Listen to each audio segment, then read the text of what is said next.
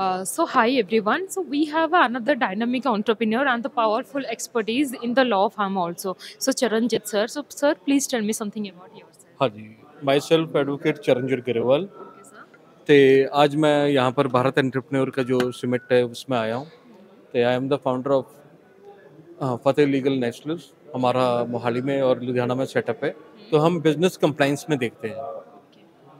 So sir, अभी कितने साल से हो गए ये कंप्लायंसेस में? पर वो रिसेंटली सेटअप है। उससे पहले मैं एज ए लॉयर प्रैक्टिस करता था। तो Okay. मैंने बिजनेस कॉर्पोरेट कंपनीज में दिक्कत देखी।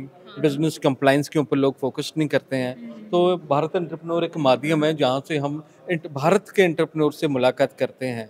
वो आपको एक ग्लोबल इम्पैक्ट, एक ग्लोबल प्लेटफॉर्म देते हैं जहाँ से आप इंटरेक्शन कर सकते हैं लोगों के साथ, उनकी समस्या समझ सकते हैं।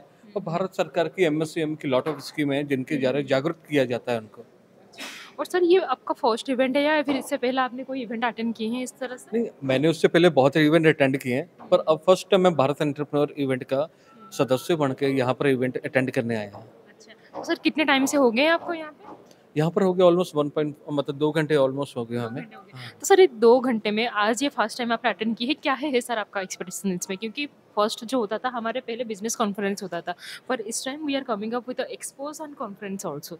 देखो बहुत क्लियर है, यहाँ पर नंबर ऑफ कंपनी के सीईओ एंड फाउंडर उनके यहाँ पर सेटअप किए हैं। वो अपने बिजनेस मॉडल बता रहे हैं कि कहाँ तक स्क्रैप से लेके उसने आज एम्पायर बनाया है। तो एक दिन में कोई बिजनेस नहीं बनता। हाँ जी, तो भारत एंटरप्रेन्योर एक प्लेटफॉर्म है जहाँ से लोगों युवा को एक मोटिवेशन मिलता है आगे बढ़ने के लिए। सर आत्मनिर्भर आप भारत। लॉ में क्या स्पेसिफिक ढूँढ रहे हैं भारत बिज़नेस से?